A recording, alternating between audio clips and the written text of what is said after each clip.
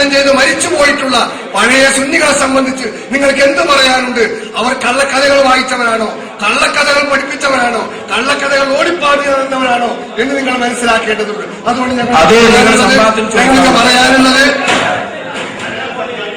അതെ, ഞാൻ സംസാരം ചുരുക്കുന്നു. നിങ്ങൾ സമയം നിശ്ചയിച്ചു കൊടുത്താൽ വളരെ നല്ലത്. അല്ലെങ്കിൽ വെറുതെ ഇങ്ങനെ പ്രകോപനപരമായി സംസാരിച്ചിട്ട് കാര്യമില്ല. ഞങ്ങൾക്ക് പറയാനുള്ളത്, മൗലൂദുകൾ മുഴുവനും അബദ്ധമാണ്, മുഴുവനും ബിദ്അത്താണ്, അത് മുഴുവൻ ബിദ്അത്താണ് എന്നാ ഞങ്ങൾക്ക് പറയാനുള്ളത്. ചിലതിൽ ശിർക്കായ വശങ്ങളും ഉണ്ട്. ഞങ്ങൾ നേരത്തെ പറഞ്ഞ വിഷയം വീണ്ടും ആവർത്തിക്കുന്നു. അപ്പോ വളരെ വ്യക്തമായി പറഞ്ഞു, ഈ ജാതി കള്ളക്കഥകൾ ധാരാളമുണ്ടതിൽ, അതുകൊണ്ട് ഒഴിവാക്കണമെന്നാണ് ഈ സമൂഹത്തോട് ഞങ്ങൾ പറഞ്ഞത്. ഇനി സഹോദരന്മാരെ, ഇവരിപ്പോ പഴയ നിലപാടിന്ന് മാറുകയാ, മുസ്ലിയാക്കന്മാര് മാറുകയാണ്, അടവ് മാറ്റുകയാ. കുണ്ടുതോട് സംവാദത്തിൽ എന്താ പറഞ്ഞത്? നേരത്തെ വായിച്ചു കേട്ടില്ലേ? ഇതിൽ പറഞ്ഞത് അംബിയ, ഔലിയ തുടങ്ങിയവരുടെ പേരിൽ മദ്ഹ് പറയുകയും അന്നദാന ധർമ്മം ചെയ്യലും എന്ന മൗലിദ് മാല തുടങ്ങിയവ നിർവഹിക്കൽ സുന്നത്താകുന്നു. സുന്നികൾ ഇന്നത് ഒഴിവാന്ന് പറഞ്ഞില്ല, ഇന്നതൊക്കെ ഒഴിവാന്ന് പറഞ്ഞില്ല. ഇപ്പൊ എന്തേ ഒഴിവാക്കുന്നു? അതേപോലെ തന്നെ നിങ്ങളുടെ ഈ പഴയ കാലത്ത് 6-ാം പ്രമേയമുണ്ടല്ലോ, 900 വർഷങ്ങൾക്ക് മുമ്പ് നിങ്ങൾ സമസ്ത പാസാക്കിയ പ്രമേയമുണ്ടല്ലോ. ആ പ്രമേയത്തിൽ പറയുന്ന എന്താണ്? മങ്കൂസ് തുടങ്ങിയ മൗലിദ് ചൊല്ലാത്ത ആൾക്കാരെ ഇമാമത്തിനോ ഖാദി ഖത്തീബ് സ്ഥാനത്തിനോ പറ്റൂലെന്നാണ് 1930 നിങ്ങൾ പാസാക്കിയ പ്രമേയത്തിൽ പറയുന്നത്. 8-ാം പ്രമേയത്തിൽ പറയുന്നത് കേട്ടോളൂ, അതിലൊരു ഭാഗം, മങ്കൂസ് മുതലായ വിർദുകൾ, ബദരിയത്ത് ബൈത്ത്, ബദർമാല, മുഹീദ്ദീൻ മാല, റിഫായി മാല മുതലായ നേർച്ചപ്പാട്ടുകൾ ചൊല്ലുകയും ചൊല്ലിക്കുകയും ചെയ്യുക. മങ്കൂസ് മുതലായ വിർദുകൾ, ബാക്കി നിങ്ങൾ ഒഴിവാക്കിയിട്ടില്ല, അവിടെ നിന്നാണ് തുടങ്ങുക. അപ്പോ അവിടെ നിങ്ങൾ ഒഴിവാക്കിയില്ല. ഇനി കേൾക്കണോ നിങ്ങൾക്ക്? മുസ്തഫൽ വൈസി എന്ന് പറയുന്ന മുസ്യാർ എഴുതിയ പഴയ കാലത്ത് എഴുതിയ പുസ്തകമാണിത്, മൗലിദും ആഘോഷവും എന്ന പുസ്തകം. ഈ പുസ്തകത്തിൽ ഇതാ ഈ മുസ്യാർ പറയുന്നത്, മുസ്തഫൽ വൈസി എന്ന മുസ്യാർ പറയുന്നത്, ഈ നാട്ടിൽ ഇന്ന് അറിയപ്പെടുന്ന എല്ലാവിധ മൗലിദുകളും അതിനെല്ലാം ന്യായീകരിച്ച് കൊണ്ട് ഇയാൾ പറയുന്നത് കേട്ടോളൂ. ഇന്നറിയപ്പെടുന്ന മൗലിദുകളുടെ ആശയങ്ങൾ ഏതെടുത്ത് പരിശോധിച്ചാലും അത് ഖുർആനിന്റെയും ഹദീസിന്റെയും അടിസ്ഥാനത്തിൽ തെളിഞ്ഞതും തെളിയിക്കാവുന്നതുമാണ്. എന്ത്? ഇന്ന് നിലവിലുള്ള, ശരിക്ക് മനസ്സിലാക്കിക്കോ, ഇന്നറിയപ്പെടുന്ന അരി സിദ്ദീഖ് മൗലിദ് ഉണ്ടാവൂലേ, ആ ജാതി മൗലിദ് ഉണ്ടാവൂലേ, ഇന്നത്തെ സെബീനൊക്കെ ഉണ്ടാവൂലേ? പറയൂ നിങ്ങള്, ഇന്നറിയപ്പെടുന്ന മൗലിദുകളുടെ ആശയങ്ങൾ ഏതെടുത്ത് പരിശോധിച്ചാലും അത് ഖുർആനിന്റെയും ഹദീസിന്റെയും അടിസ്ഥാനത്തിൽ തെളിഞ്ഞതും തെളിയിക്കാവുന്നതുമാണ്. എന്നാൽ എല്ലാ മൗലിദുകളുടെ ആശയങ്ങൾ ശരിയാവണമെന്ന ആവശ്യം നമുക്കില്ല എന്ന് പറയുമ്പോൾ മൗലിദുകൾ തെറ്റായ ആശയങ്ങൾ ഉണ്ടെന്നല്ല പറയുന്നത്.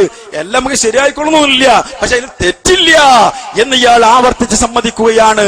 ചുരുക്കി പറഞ്ഞാൽ ഈ നിലക്ക് ഇന്നറിയപ്പെടുന്ന മൗലിദിൽ എല്ലാം ഖുർആനിന്റെയും ഹദീസിന്റെയും പിൻബലം ഉള്ളതാണ് എന്ന് മുസ്തഫൽ വൈസി പറയുമ്പോ ഇതാ ഇവിടെ മുസ്ലിയാക്കന്മാർ ഈ ചർച്ചയിൽ കൈയൊഴിഞ്ഞ രംഗമാണ് കാണാൻ പോകുന്നത്. അതിന് മുമ്പ് ചർച്ചയുടെ തുടക്കത്തിൽ റഷീദ് സഖാഫി എന്നെ പറഞ്ഞിട്ടുണ്ട്, എല്ലാത്തിനും തെളിവിന്റെ പിൻബലുണ്ട്, കെട്ടുകടന്നുണ്ട് എന്നൊക്കെ അല്ലേ പറഞ്ഞത്.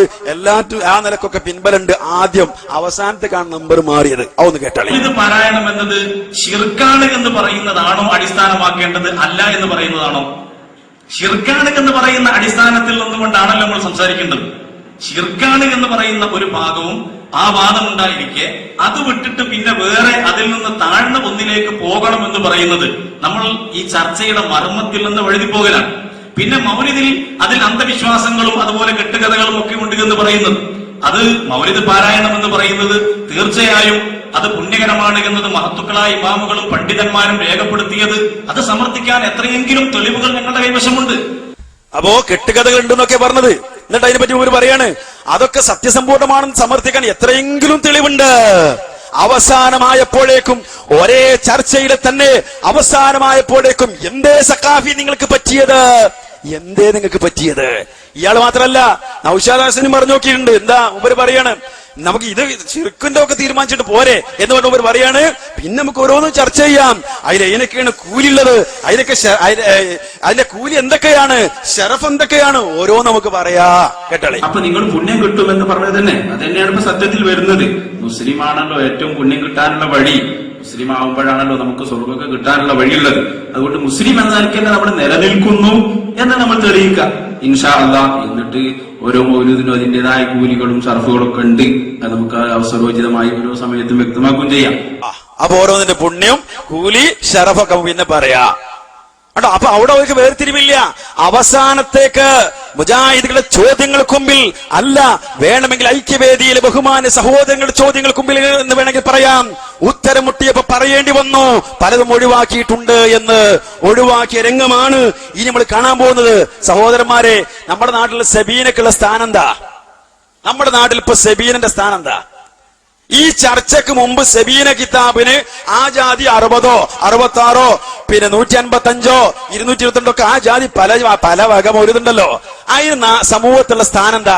അത് നമ്മൾ വെന്നിയൂർക്കാരൻ ഒരു ഫൈസി വിശദീകരിക്കുന്നുണ്ട്. സലാഹുദ്ദീൻ ഫൈസി വെന്നിയൂര്, അദ്ദേഹം വിശദീകരിക്കുന്ന ഭാഗം ഒന്ന് ശ്രദ്ധിച്ചോളൂ. ആചാര വീട്, മൂലേര വീട്, വലിയ വലിയ ആളുകളുടെ ഒക്കെ വീടുകൾ. ഞാൻ ചോദിക്കട്ടെ, ഇശാ മഗ്‌രിബിന്റെ ഇടയിൽ ഖുർആൻ ഓതുന്ന വീടുണ്ടോ? ദിക്റുകളും മാലകളും മൗലൂദുകളും സ്വലാത്തുകളും ചെല്ലുന്ന വീടുണ്ടോ? സ്വന്തം മക്കളെ കൊണ്ട് ചെല്ലാൻ പറയുന്ന വീടുണ്ടോ? പഴയ കാലത്തൊക്കെ നമ്മളെ വീടുകളിൽ ഖുർആൻ ഉണ്ടാകും അല്ലെ? അതേ പ്രകാരം ഖുർആന്റെ കൂടെ ഒരു സബീന ഉണ്ടാവും. ഇതൊക്കെ പാടിയിരുന്ന ഒരു കാലഘട്ടം. മാത്രമല്ല, അന്ന് വളർന്നു വരുന്ന സമുദായത്തിനും തന്റെ ഉണ്ടായിരുന്നു. ആരെ ഉമ്മമാര് ചെയ്യുന്ന ഈ നല്ല നല്ല സ്വഭാവങ്ങളൊക്കെ കണ്ട് ശീലിച്ചതാണ്. അതുകൊണ്ട് തന്നെ ഇന്നത്തെ കുട്ടികൾക്ക് ശരിക്ക് സബീൻ എന്താന്ന് പോലും അറിയൂല. ഇതിന്റെ ഇടയ്ക്ക് ഞങ്ങളൊരു സ്ഥലത്ത് കുറെ മുസ്ലിം മൂലയന്മാർ ഇങ്ങനെ ഒരുമിച്ച് കൂടിയിട്ട് ഒരു മൗലൂദ് ഓതാൻ ആഗ്രഹിച്ചിട്ട് ഒരു ചെറിയ കുട്ടിയുണ്ട് അവിടെ. ആ കുട്ടിയെ വിളിച്ചിട്ട് 2 സബീനെ കൊണ്ടുവരാൻ പറഞ്ഞയച്ചു. ആ കുട്ടിയെ സബീനെ കൊണ്ടുവരാൻ പറഞ്ഞയച്ചു. ഞങ്ങൾ കുറെ കാത്തിരുന്ന് ഇപ്പൊ വരും കുട്ടിയെ കാണുന്നില്ല. പിന്നീട് ഒരു അല്പനേരം കഴിഞ്ഞപ്പോ ആ കുട്ടിയുണ്ട് ഞങ്ങൾ മുന്നിൽ ഇങ്ങനെ നടക്കുന്നു. ഞങ്ങൾ വിളിച്ചു, മോനോടാ നിന്നെന്തിനു പറഞ്ഞയച്ചതാ? സെബീൻ കൊണ്ടുവരാന്. എന്നിട്ട് എവിടെ അതിരിക്കണ്? അപ്പൊ നോക്കുമ്പോ പാത്രം കഴുകുന്ന 2 സെബീന പൊടിയുടെ പാക്കറ്റ് ആ കുട്ടി അവിടെ വാങ്ങിക്കൊടുന്ന് വെച്ചിക്കണ്. ആ കുട്ടിയെ കുറ്റം പറഞ്ഞിട്ട് കാര്യമില്ല. ജീവിതത്തിൽ ഒരിക്കലെങ്കിലും എടുത്തു ചെല്ലുന്നത് ഉമ്മയിൽ നിന്നും ബാപ്പയിൽ നിന്നും ഈ കുട്ടി പഠിക്കണ്ടേ? ഇതാണ് ഇന്നത്തെ നമ്മുടെ സമൂഹത്തിലെ ഏറ്റവും വലിയ അപകടം. അപകടതാണ് എന്ത് ഒഴിവാക്കിയതാണ് അപകടം. എന്റെ പ്രിയമുള്ള സഹോദരന്മാരെ, ചിന്തിക്കണം നിങ്ങള്. ഈ സബീന ഏത് സബീന? പാത്രം കഴിക്കുന്ന സബീനല്ല. അലവി സഖാഫി ഈ ചർച്ചയിൽ കൈയൊഴിച്ച സബീന. ആ സബീന തിരിച്ചു കൊണ്ടുവരണമെന്നും, അതെ, അത് കൊണ്ടുവരാത്തതാണ്, അത് ഇല്ലാത്തതാണ് ഈ സമൂഹത്തിന് വന്നുപെട്ട അപകടമെന്നാണ് ഇയാൾ പറയുന്നത്. ഇത് ഇയാളെ മാത്രം അവകാശവാദമല്ല, ഇയാൾ മാത്രം പറഞ്ഞല്ല. നാട്ടിലുള്ള മുജാഹിദുകളല്ലാത്ത അപ്പുറത്തെ സഹോദരന്മാരുടെ ഒക്കെ മനസ്സിലുള്ള ചിന്ത സബീനയെ കുറിച്ച് അതാണ്. ഇത്രയും കാലുള്ള ചിന്ത അതല്ലേ അല്ലേ? അതിനെ ഉദാഹരണം പറയും. സബീനക്ക് നാട്ടില് മുസ്ലിയാക്കന്മാരടക്കമുള്ള ആൾക്കാർ നൽകുന്ന സ്ഥാനമുണ്ട്.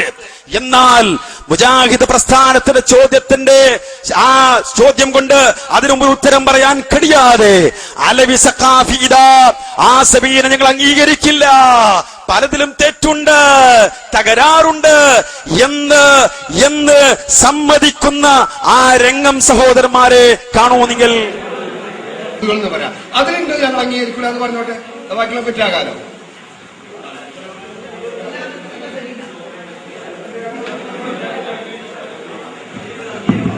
സെബീനയിലുള്ളതോ?